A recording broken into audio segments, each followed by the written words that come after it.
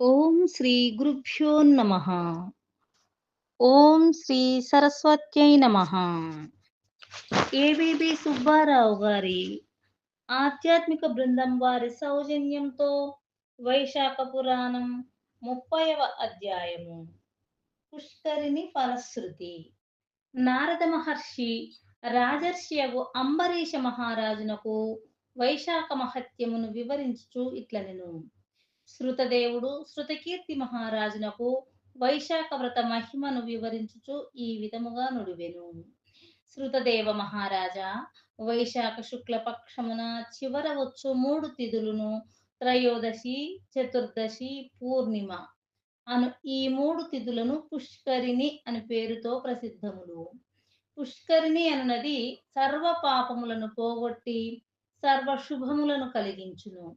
ఈ 3 తిథులలోనూ స్నానాదులను చేయలేని వారు ఈ మూడింటిలో ఏ తిథి యందు వైశాఖ స్నానాదులను చేసినను వారికి 3 తిథుల యందును స్నానాధికమును చేసిన పుణ్యఫలము సిద్ధించును.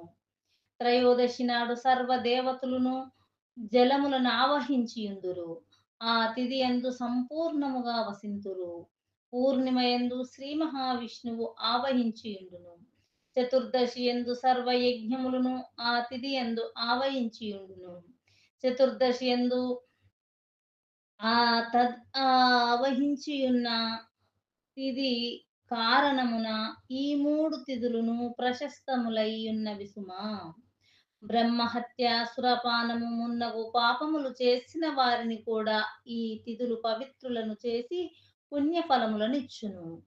దేవాసురులు క్షీరసాగరమును మదించుచుండగా ఏకాదశి యందు అమృతము జనించినది. ద్వాదశి నాడు సర్వోత్తముడు దయానిధియగు శ్రీమన్నారాయణుడు అమృతమును దానవుల నుండి కాపాడెను. త్రయోదశి నాడు దేవతలకు అమృతమును ఇచ్చెను. దేవతలతో వివాదపడి విరోధమును వహించిన రాక్షసులను చతుర్దశి యందు సంహరించెను. పూర్ణిమ నాడు దేవతలు అందరును తమ సామ్రాజ్యమును పొందిరి. అందువలన దేవతలు సంతుష్టులై త్రయోదశి, పూర్ణిమ అను 3 తిథులకును ఈ 3 తిథులను మానవులకు వారు చేసిన సర్వ పాపములను పోగొట్టి పుత్ర పౌత్రాది సర్వ సంపదలను ఇచ్చును. వైశాఖ మాసము 30 దినములను వైశాఖ మాస వ్రత స్నాన దాన జపాదులను చేయలేకపోయిన వారు ఈ 3 తిథుల యందును స్నానాధికమును చేసినచో వారికి సంపూర్ణ ఫలమునిత్తుము. ఈ 3 తిథుల యందును స్నానాధికమును చేయని వారు నీచ జన్మలను పొంది రౌరవమను నరకమును పొందుదురు. వేడి నీటి స్నానమును చేసిన వారు 14 మన్వంతరములను ఉన్నంత వరకు నరకమును పొందుదురు. పితృదేవతలకు దేవతలకు పెరుగన్నము నెయ్యని వారు పిశాచములై పంచభూతములున్నంత వరకు బాధపడుచుందురు. వైశాఖ మాస వ్రతమును నియమనిష్టలతో ఆచరించిన వారు కోరిన కోరికలను పొందుటయేగాక శ్రీహరి సాయుధ్యమును పొందుచున్నారు. వైశాఖ మాసముల నెలనాళ్ళు స్నానాదులను చేయలేని వారు పై 3 తిథుల యందును స్నానాధికములను చేసిన సంపూర్ణ ఫలమునంది శ్రీహరి సాన్నిధ్యమును నందుదురు. ఈ మాస వ్రతమును ఆచరింపక దేవతలను, పితృదేవతలను, శ్రీహరిని, గురువును పూజింపని వారికి మేము శాపములనిత్తుము. అట్టివారు సంతానము, ఆయువు, శ్రేయస్సు లేని వారై బాధలను పొందుదురని దేవతలందరూ కట్టడి చేసిరి. కావున ఈ 3 తిథుల సముదాయము అంత్య పుష్కరిణి నామధేయమున సర్వ పాపములను హరించి పుత్ర పౌత్రాది సకల సంపదలను ముక్తిని ఇచ్చును.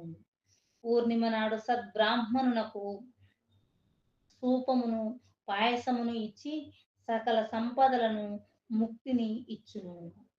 పూర్ణిమ నాడు సద్బ్రాహ్మణులకు సూపమును పాయసమును ఇచ్చిన స్త్రీ కీర్తిశాలియకు పుత్రుని పొందును. ఈ 3 దినముల యందును గీతాపఠనము చేసిన వారు ప్రతిదినము అశ్వమేధ యాగము చేసినంత పుణ్యము నందుదురు.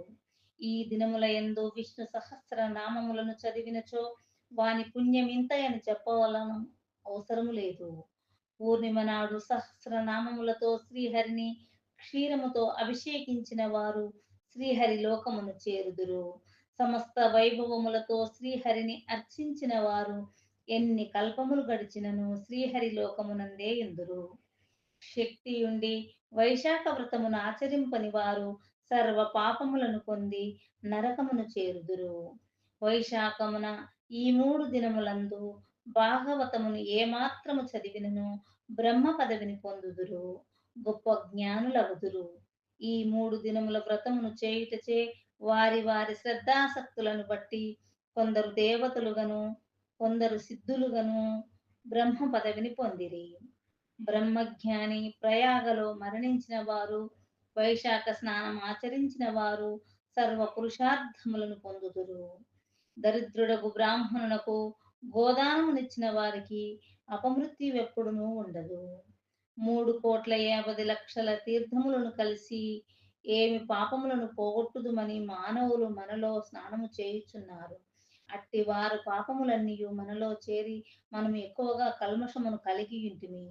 దీనిని పోగొట్టుకొని మార్గమును చెప్పుమని శ్రీహరిని కోరవలెను అని అనుకొని శ్రీహరి కడకు పోయినవి. ఆయన ప్రార్థించి తమ బాధను చెప్పుకున్నవి.